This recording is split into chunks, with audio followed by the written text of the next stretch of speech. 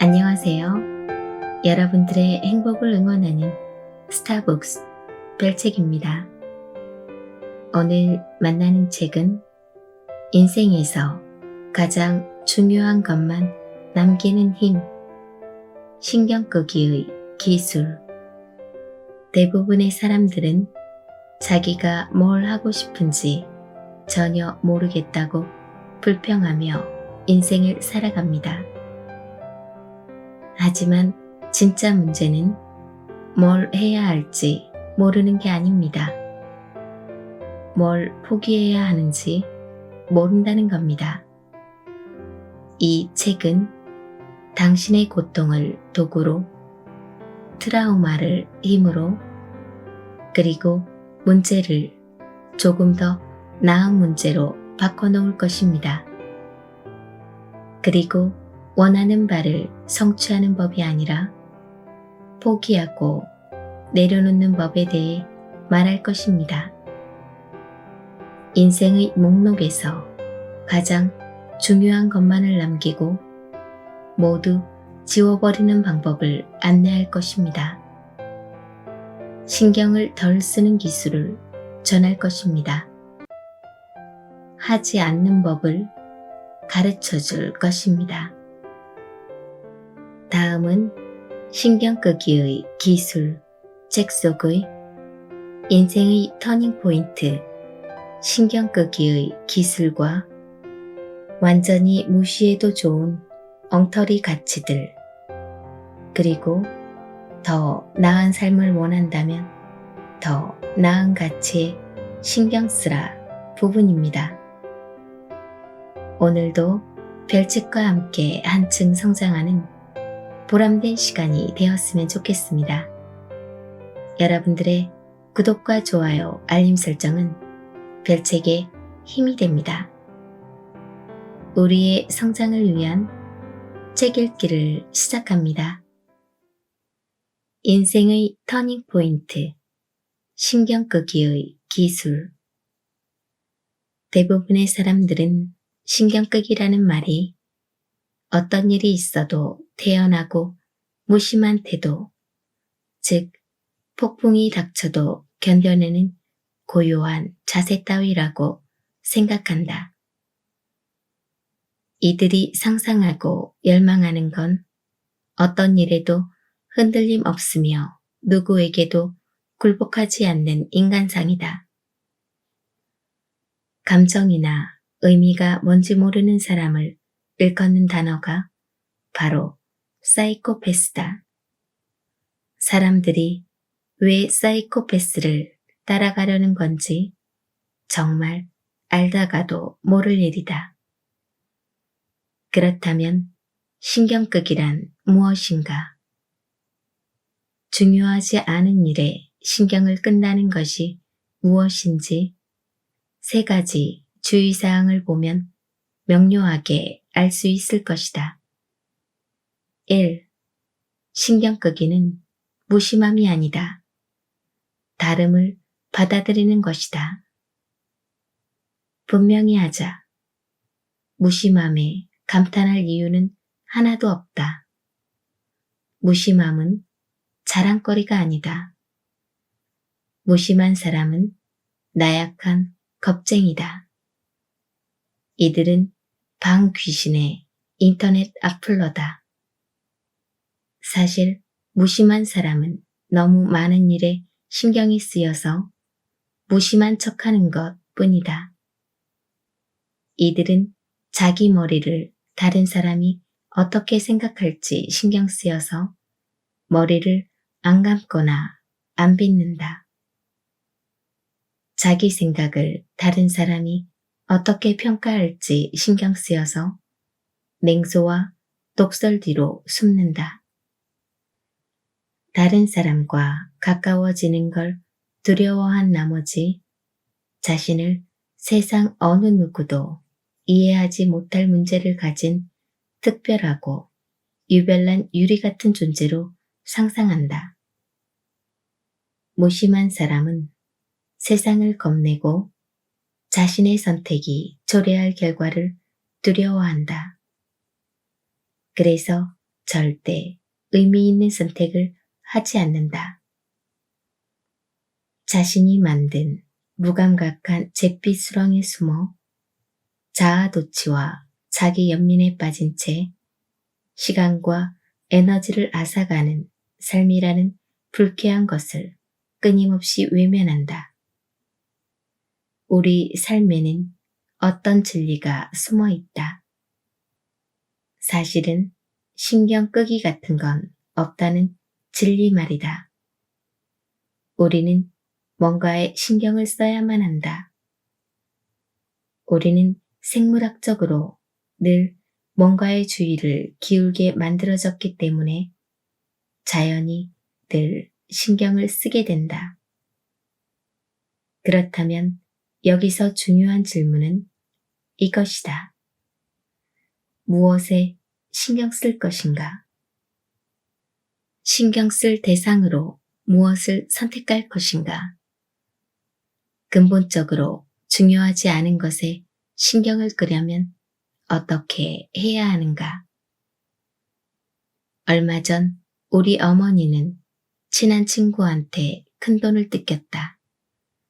내가 무심한 사람이었다면 어깨를 한번 으쓱한 뒤 모카커피를 홀짝이며 더 와이어의 다음 시즌을 다운로드했을 것이다. 미안해요, 엄마. 하지만 그 대신 난 분노했다. 머리끝까지 화가 나서 말했다. 안 돼요. 그건 아니죠, 엄마. 우리 변호사를 구해서 그놈한테 쫓아가요. 왜냐고요? 난 신경 안 쓰니까요. 놈을 가만두지 않을 거예요. 이것은 신경 끄기 주의사항 1번이 무슨 뜻인지 분명히 보여준다. 우리가 젠장, 조심해. 마크 맨슨이 신경 안 쓴다는데 라고 말할 때 우리는 이 말로 마크 맨슨이 아무 것에도 신경 쓰지 않음을 의미하는 게 아니라 마크 맨슨이 목표에 따르는 역경에 신경 쓰지 않음을 의미한다. 다시 말해 자신이 보기에 옳거나 중요하거나 고귀한 것을 하기 위해서라면 누군가를 열받게 하는 것쯤은 신경 쓰지 않음을 의미한다. 이를테면 마크 맨슨은 그저 자기가 옳다고 생각한다는 이유만으로 자신을 3인칭으로 서술하는 그런 남자다. 감탄스럽지 않나? 아니, 내가 아니라 역경을 극복하는 것 말이다. 또 따돌림 당하고 배척당할지라도 남들과 발맞추기를 거부하는 것. 자신만의 가치를 지키기 위해 이 모든 것을 감수하는 것 말이다. 피할 수 없는 실패에 맞서 가운데 손가락을 지켜드는 의지, 역경, 실패, 수치 또는 몇 번의 폭망에도 신경 쓰지 않는 사람들. 어떤 일이든 그저 웃어넘기고 자신이 믿는 바를 행하는 사람들. 그것이 옳다고 생각하기에 그렇게 하는 사람들. 이들은 이것이 자신보다 중요하고 자신의 느낌과 자존심과 자아보다 중요하다는 걸 안다. 인생에서 마주하는 모든 것이 아닌 중요하지 않은 모든 것을 향해 꺼져 라고 말한다. 진짜로 중요한 것에 쓰기 위한 신경을 따로 남겨놓는다.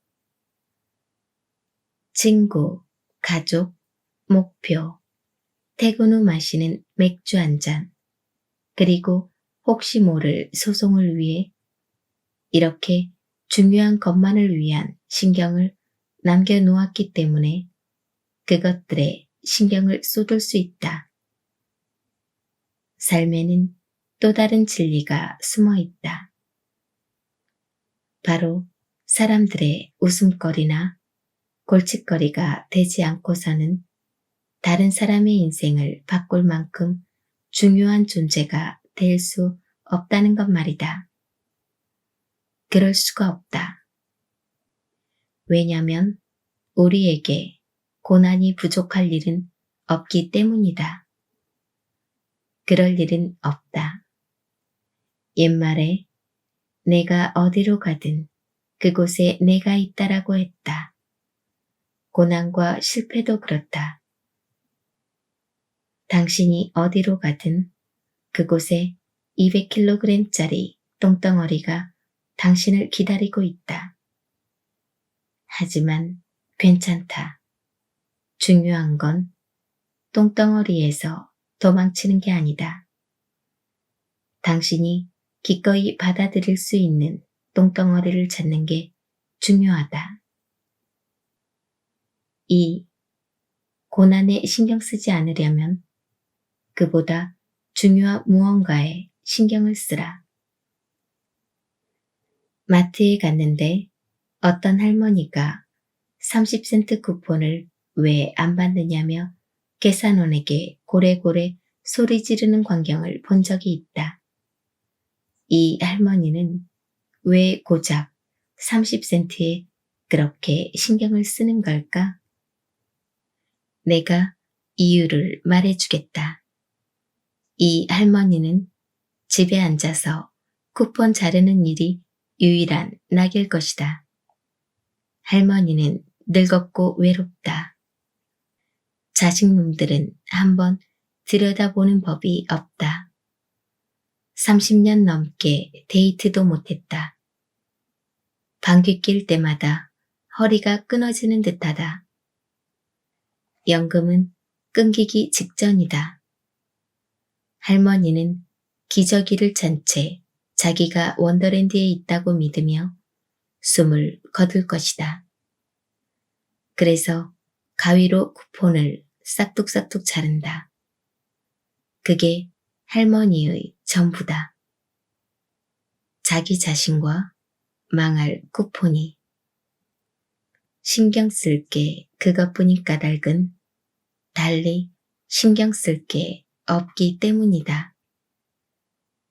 그러니 17살 먹은 여드름 투성이 개선원이 쿠폰을 물리칠 때 당연히 할머니는 폭발하게 되는 거다. 80년 묵은 신경질을 버럭버럭 부리며 옛날엔 마리아와 요새 것들은 어른 공경할 줄을 몰라를 폭풍처럼 쏟아내고 마는 것이다. 빌어먹을 여름 캠프에서 아이스크림 나눠주듯 신경질 부리는 사람의 문제는 이거다. 신경질 부리기보다 가치 있는 일이 있어야 거기에 신경을 기울일 텐데 이들에게는 그런 게 없다.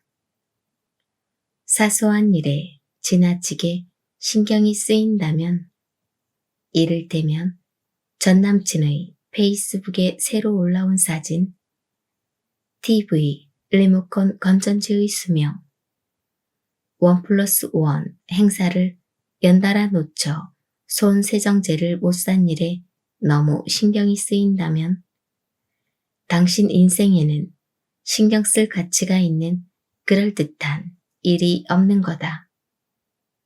이것이 진짜 문제다. 손 세정제나 TV, 리모컨이 아니라 어떤 예술가에 따르면 인간의 마음은 문제가 없으면 자동으로 문제를 만들어낼 방법을 찾는다.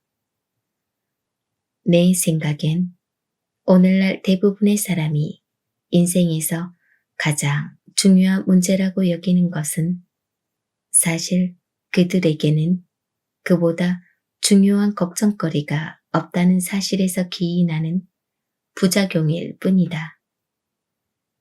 그렇다면 우리 인생에 중요하고 의미 있는 무언가를 찾는 일이야말로 우리에게 주어진 시간과 에너지를 가장 생산적으로 사용하는 길일 것이다. 진정으로 의미 있는 것을 찾지 않는다면 무의미하고 하찮은 것에 신경이 쏠릴 테니까 말이다. 3. 알게 모르게 우리는 항상 신경 쓸 무언가를 선택한다. 신경 끄기는 인간의 본성이 아니다. 사실 인간은 본성상 과도하게 신경을 쓰게 돼 있다. 풍선이 파란색이 아니라 하늘색이라는 이유로 눈이 퉁퉁 붓도록 우는 아이를 본 적 있나? 하여간 꼬맹이들이란 어린 시절에는 모든 게 새롭고 신난다. 그리고 모든 게 굉장히 중요해 보인다. 그래서 신경을 엄청 쓴다. 모든 것과 모든 사람에게 신경을 쓴다. 사람들이 나를 어떻게 생각할지, 귀여운 친구가 내게 전화를 했었는지, 양말이 짝이 맞는지 아닌지, 생일 케이크를 무엇으로 할지에 대해 나이가 들어 경험이 쌓여가면서 이런 것들이 우리 삶에 별다른 영향을 미치지 않음을 깨닫는다. 예전에 귀담아 들었던 조언이 이제는 기억도 나지 않는다. 당시에는 고통을 안겨왔던 거절이 결국엔 오히려 좋은 결과로 이어진다. 사람들은 내 일거수일투족 따위엔 관심 없다는 사실을 깨닫고 그것들에 집착하기를 그만둔다. 기본적으로 우리는 기꺼이 신경을 쓸 대상을 좀 더 꼼꼼히 고르게 된다. 이게 바로 성숙이다. 가끔은 성숙해질 필요가 있다. 사람은 진짜로 가치 있는 것에만 신경 쓰는 법을 배울 때 성숙해진다. 더 와이어에서 벙크 모어랜드는 동료 형사 맥널티에게 이렇게 말했다. 자네가 신경 꺼야 할 일에 끼어든 결과가 이거야. 더 나이가 들어 중년에 접어들면 또 다른 변화가 생기기 시작한다. 기력이 떨어지는 것이다. 그리고 정체성이 견고해진다. 자신이 어떤 사람인지 깨닫고 그것을 받아들인다. 별 볼 일 없는 부분까지도. 그런데 묘하게도 우리는 그런 과정을 통해 자유로워진다. 더는 모든 것에 신경 쓸 필요가 없다. 사는 게 다 고만고만하다는 걸 있는 그대로 받아들인다. 모두 다 늙어간다는 것, 달에 갈 수 없다는 것, 또는 엠마 스톤을 만날 수 없다는 것을 깨닫는다. 그래도 괜찮다. 삶은 계속된다. 점점 줄어만 가는 신경을 우리 삶에서 가장 가치 있는 부분을 위해 남겨놓는다. 가족, 절친, 취미생활을 위해, 그리고 놀랍게도 그걸로 충분하다. 이런 단순한 과정을 통해 우리는 지속적이고 참된 행복을 얻는다. 그리고 마침내 이렇게 생각하기에 이르는데 아무래도 정신나간 주정뱅이 부코스키가 뭘 좀 알았던 모양이다. 애쓰지 마. 완전히 무시해도 좋은 엉터리 가치들. 몇몇 가치는 사람들에게 의례 형편없는 문제, 다시 말해 해결이 거의 불가능한 문제를 던져준다. 그중 몇 가지를 훑어보자. 1. 쾌락. 쾌락은 좋은 것이지만 인생 전반에 걸쳐 우선시할 만한 가치는 결코 아니다. 알코올 중독자에게 쾌락을 추구한 결과가 무엇인지 물어보라. 바람을 피워 가정을 파탄내고 아이를 잃은 사람에게 쾌락으로 인해 행복을 얻었는지 물어보라. 흡연으로 병을 얻은 사람에게 쾌락이 문제 해결에 도움을 줬는지 물어보라. 쾌락은 가짜 신이다. 연구에 따르면 얕은 쾌락에 에너지를 쏟는 사람이 불안과 감정 동요, 우울함을 더 많이 느낀다. 쾌락은 만족감 가운데 가장 얄팍한 형식이기에 그만큼 얻기도 쉽고 잃기도 쉽다. 그럼에도 쾌락은 연중무휴로 사고 팔리며 우리는 쾌락에 꽂혀 멍하게 살아간다. 적절한 쾌락은 사는데 필수적이지만 쾌락에는 충분함이라는 게 아예 존재하지 않는다. 쾌락은 행복의 원인이 아니라 결과다. 가치와 기준을 바로 세우면 그 결과로 쾌락이 따라올 것이다. 2. 물질적 성공.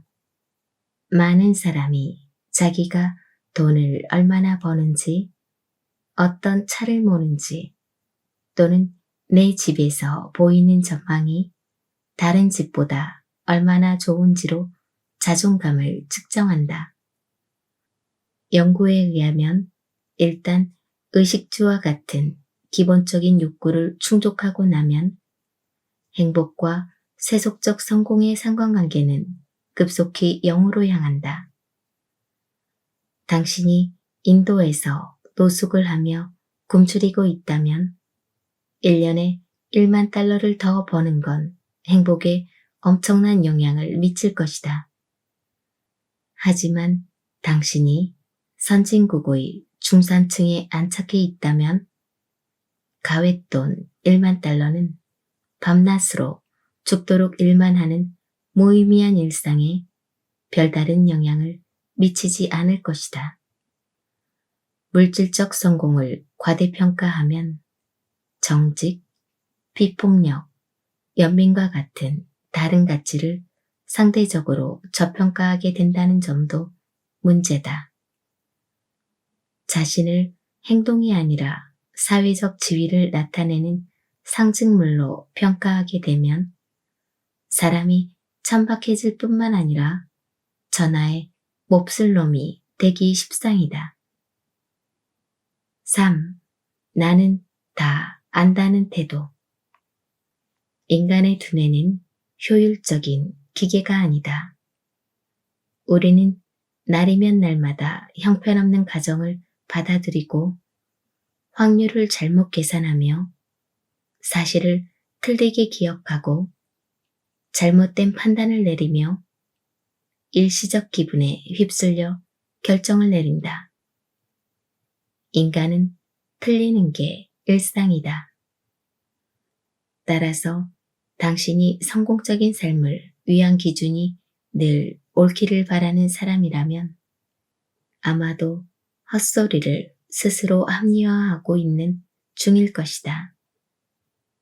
나는 다 안다는 식으로 자존감을 세우는 사람은 시행착오를 통해 뭔가를 배울 기회를 얻지 못한다. 이들은 새로운 관점을 받아들이지 않고 타인에 공감하지 못한다. 더불어 새롭고 중요한 정보를 스스로 차단한다. 차라리 난 무지해서 아는 게 별로 없다는 태도를 취하는 편이 훨씬 도움이 된다. 그러면 미신적이거나 허술한 믿음에 얽매이는 대신 지속적으로 배우고 성장할 수 있다. 4. 무한긍정. 어떤 사람들은 거의 모든 일을 긍정적으로 받아들일 수 있는지를 기준으로 자신의 삶을 평가한다. 실직했다고? 잘 됐네. 마음 가는 대로 살아볼 기회야. 남편이 내 친구와 바람을 피웠다고? 적어도 주변 사람들에게 네가 어떤 존재인지 알게 됐잖아. 아이가 사고만 치다가 퇴학당했다고? 대학 등록금 걱정할 일은 없겠네. 인생을 낙천적으로 바라보는 것도 나름대로 의미가 있기는 하다. 하지만 삶은 때로 엉망진창이라는 게 사실이고 당신이 할 수 있는 가장 건전한 일은 그 사실을 받아들이는 것이다. 부정적인 감정을 받아들이지 않으면 부정적인 감정이 더 깊어지고 오래가며 감정이 장애를 일으키고 만다. 한결같은 긍정은 일종의 회피일 뿐 삶의 문제에 대한 적절한 해결책이 아니다. 올바른 가치관과 기준을 확립한다면 삶의 문제는 오히려 우리에게 활력과 자극을 준다. 사실 문제는 단순하다. 일이 꼬이고 사람들이 내 속을 뒤집어 놓으며 사고가 터진다. 이런 일들이 생기면 우리는 역 같은 기분을 느낀다. 하지만 괜찮다. 부정적인 감정은 우리 정신건강의 필수 요소다. 부정적인 감정을 받아들이지 않는 건 문제를 풀지 않고 영원히 남겨놓는 것이나 마찬가지다. 부정적인 감정을 잘 다루려면 부정적인 감정을 사회적으로 용인되는 건전한 방식으로 그리고 자신의 가치관에 부합되는 방식으로 표출해야 한다. 예를 들어 나는 비폭력이라는 가치를 수호하는데 이를 위한 기준은 손찌검하지 않는 것이다. 그래서 난 화가 났을 때 분노를 표출하긴 하지만 절대 상대방의 얼굴에 주먹을 날리지는 않는다. 과격한 소리라는 건 나도 안다. 하지만 분노 자체가 문제는 아니다. 분노는 자연스러운 현상이며 삶의 일부다. 단언컨대 화를 내는 게 엄청나게 도움이 될 때가 자주 있다. 문제는 다른 사람의 얼굴에 주먹을 날리는 행동이지 분노가 아니다. 분노는 당신에게 주먹을 날리라는 명령을 전달하는 것뿐이다. 전달자인 분노를 탓하지 말고 내 주먹을 탓하라. 무조건 긍정적으로만 생각하는 습관이 들면 삶에는 문제가 있게 마련이라는 사실을 부정하게 된다. 그리고 문제를 부정하면 문제를 풀어 행복을 얻을 기회를 잃게 된다. 문제는 삶에 의미와 가치를 더한다. 따라서 문제를 피하다 보면 우리는 무의미한 존재로 살아가게 된다. 장기적으로 보면 초콜릿 케이크를 먹을 때보다 마라톤을 완주할 때 더 큰 행복을 느낄 수 있다. 비디오 게임에서 이길 때보다 아이를 키울 때가 더 행복하다. 새 컴퓨터를 살 때보다 친구와 작은 사업을 시작해 간신히 입에 풀칠만 하고 살 때 더 큰 행복감을 느낀다. 이런 활동은 스트레스를 주고 고되며 때로는 불쾌하기도 하다. 또 가혹한 문제를 연이어 낳는다. 하지만 이런 것들이야말로 우리에게 가장 의미 있는 순간이자 가장 기쁜 일이다. 고통과 투쟁은 물론 분노와 절망까지 따르겠지만 일단 해내고 나면 훗날 촉촉한 눈매로 과거를 회상하며 손주들에게 옛 이야기를 들려줄 수 있을 것이다. 프로이트는 말했다. 어느 날 문득 돌아보면 투쟁했던 나날이 가장 아름답게 느껴질 것이다.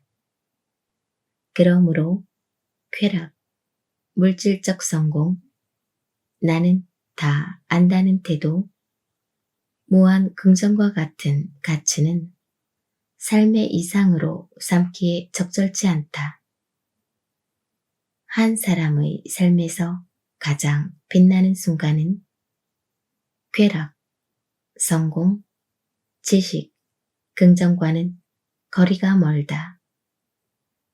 중요한 건 좋은 가치와 기준을 오빠가 정하는 것이다. 그러면 즐거움과 성공은 그 결과로 자연히 따라온다. 즐거움과 성공은 좋은 가치관의 부산물로 그 자체로는 공허한 쾌락에 지나지 않는다. 더 나은 삶을 원한다면 더 나은 가치에 신경 써라. 가치는 우선순위를 매기는 문제와 관련된다. 누구나 좋은 집을 원하고 많은 돈을 벌고 싶어 할 것이다. 문제는 우선순위를 어디에 두느냐다.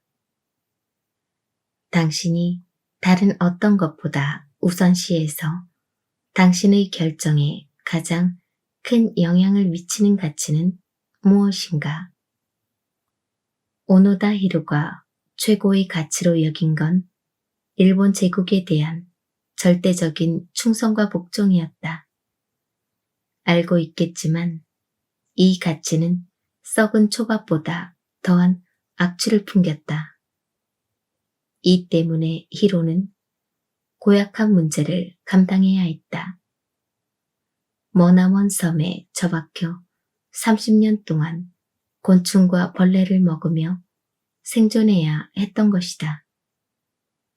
게다가 무고한 민간인도 죽여야만 했다. 히로는 자신의 기준에 따라 살며 자기가 성공했다고 여겼지만 내가 보기에 그는 완전히 실패한 인생을 살았다. 여기에 토를 달 사람은 없을 것이다. 그런 상황에서 그처럼 행동하겠다는 사람도 그의 행동을 칭찬할 사람도 없을 것이다. 데이브 머스테인은 엄청난 명성과 성공에도 불구하고 자신이 실패했다고 느꼈다. 타인의 성공과 자신의 성공을 변덕스럽게 비교하는데 가치를 두었기 때문이다. 이 때문에 그는 다음과 같은 끔찍한 문제를 겪었다. 음반을 1억 5천만 장 더 팔아야겠어. 그러면 나 괜찮아질 거야. 다음 순회 공연은 무슨 일이 있어도 대형 경기장에서 열어야 해. 따위의 압박감 말이다. 머스테인은 이런 문제를 해결해야 행복해질 수 있다고 생각했다. 그가 행복해하지 못한 건 어찌 보면 당연한 일이다. 반면에 피트 베스트는 반전을 이뤘다. 비틀즈에서 쫓겨난 충격으로 반쯤 정신을 놓아버리기도 했지만 나이가 들면서 어떤 일에 신경 써야 하는지를 새로이 깨닫고 삶을 새로운 관점에서 바라볼 수 있게 되었다. 덕분에 베스트는 대가족과 함께 안락한 생활을 누리는 행복하고 건강한 노인이 되었다. 아이러니하게도 비틀스 멤버 사이는 이러한 가치를 얻거나 유지하기 위해 수십 년 동안 쩔쩔맸다. 엉터리 가치를 선택하면, 다시 말해 자신과 타인에 대해 잘못된 기준을 세우면 중요하지 않은 것과 삶을 사실상 망가뜨리는 것에 신경을 쓰게 된다. 하지만 더 나은 가치를 선택하면 더 나은 것에 신경을 쏟게 된다. 중요한 것, 즉 삶에 안정감을 주고 그 결과로 행복과 즐거움, 성공을 전해주는 것에 신경을 쏟을 수 있다. 진정한 의미의 자기계발이라는 건 곧 더 나은 가치를 우선하는 것이며 더 나은 것에 신경을 쓰는 것이다. 더 나은 것에 신경을 써야 더 나은 문제가 생기기 때문이다. 그리고 더 나은 문제를 다뤄야 삶이 나아진다. 그렇다면 좋은 가치와 나쁜 가치는 어떻게 구별할 수 있을까? 좋은 가치는 1. 현실의 바탕을 두고 2. 사회에 이로우며 3. 직접 통제할 수 있다. 나쁜 가치는 1. 미신적이고 2. 사회에 해로우며 3. 직접 통제할 수 없다. 정직은 좋은 가치다.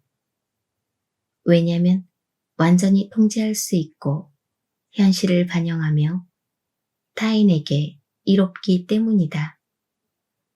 반면에 인기는 나쁜 가치다. 인기가 당신의 가치라면, 그리고 댄스 파티에서 최고로 인기 있는 사람이 되는 게 그 기준이라면 우선 많은 일이 당신의 통제 밖에 있게 될 것이다. 이를테면 거기에 누가 참석할지 알 수 없고 참석자의 절반은 모르는 사람일 것이다. 게다가 이 가치와 기준은 현실에 바탕을 두고 있지도 않다. 요컨대 남들이 실제로 당신을 어떻게 생각하는지와는 무관하게 당신 멋대로 자기가 인기 있다고 또는 인기 없다고 느낄 것이다. 건전하고 좋은 가치의 예로는 정직, 혁신, 유연함, 자립, 후원, 자존감, 호기심, 너그러움, 겸손, 창조 등이 있다. 해롭고 나쁜 가치의 예로는 속임수나 폭력에 의한 지배, 늘 즐기며 살기, 항상 주목받기, 혼자 있지 않기, 모두에게 사랑받기, 부자가 되기 위해 돈 벌기, 사이비 신을 위해 작은 동물을 제물로 바치기 등이 있다. 이미 눈치챘겠지만 건전하고 좋은 가치는 내적으로 얻은 것이다. 창조성이나 겸손은 지금 당장이라도 경험할 수 있다. 마음만 먹으면 된다. 이런 가치들은 우리가 직접 통제할 수 있으며 또한 우리가 공상이 아니라 현실을 마주하고 살아가게 해준다. 나쁜 가치는 일반적으로 외적 사건에 의존한다. 예를 들어 전용기 타기, 듣기 좋은 소리만 듣기, 비싼 집 사기, 고급 술집에서 캐비어 먹기 등이 있다. 나쁜 가치가 즐거움을 줄 때도 있다. 하지만 우리의 통제 밖에 있으므로 그걸 얻으려면 종종 사회에 해롭거나 미신적인 수단을 동원해야 한다. 우리의 삶을 변화시킬 5가지 가치. 가치관은 우리의 존재와 행동의 밑바탕을 이룬다. 쓸모없는 것에 가치를 둔다면 가령 엉뚱한 것을 성공 또는 실패로 생각한다면 그 가치에 기초한 모든 것이 엉망이 될 것이다. 어떤 상황에 관한 우리의 생각과 느낌은 궁극적으로 그것에 얼마나 가치를 두느냐에 좌우된다. 나머지 장에서는 내 삶에 커다란 영향을 끼친 5가지 가치에 대해 말할 것이다. 난 이것들이 우리가 선택할 수 있는 가장 유익한 가치라고 생각한다. 언뜻 보기에는 직관에 어긋나는 것으로 보일지 모른다. 지금까지 익숙하게 들어왔던 자기계발과는 다른 길이기 때문이다. 또한 이 가치들은 부정적이라는 점에서 한결같이 역효과 법칙을 따른다. 괴락을 통해 문제를 회피하는 대신 문제를 정면으로 맞서기를 요구한다. 처음에 이 5가지 가치는 색다르고 불편하게 느껴질 것이다. 하지만 이것들이 내 삶을 바꿔놓았다. 첫 번째 가치는 강한 책임감이다. 당신의 삶에서 일어나는 모든 일에 책임을 지는 것이다. 누구의 잘못이든 상관없이 말이다. 때로 억울하고 이건 내 잘못이 아니야 라고 외치고 싶은 순간에도 당신의 삶에서 일어난 일에 책임을 지는 것이다. 두 번째는 당신의 믿음을 맹신하지 않는 것이다. 당신이 100% 옳다는 확신을 내려놓고 언제든 실수하고 틀릴 수 있다는 가능성을 받아들이는 것이다. 그렇게 자신의 무지를 인정하고 기존에 갖고 있던 믿음에 끊임없이 의문을 제기함으로써 당신은 독선주의 허세꾼이 되지 않을 수 있다. 세 번째는 실패다. 우리 모두가 겪기를 두려워하지만 겪을 수밖에 없는 것. 그 실패가 우리를 앞으로 나아가게 할 것이다. 결점과 실수를 기꺼이 발견하고 받아들임으로써 우리는 발전한다. 네 번째는 거절이다. 당신은 아니라고 말할 수 있어야 하고 상대의 거절을 받아들일 수도 있어야 한다. 거절을 통해 내 삶에 무엇을 받아들이지 않을 것인지 명확히 정의할 수 있다. 마지막 가치는 내가 언젠가는 죽는다는 사실을 숙고하는 것이다. 조금은 멀고 추상적으로 느껴지겠지만 이것이 가장 중요하다.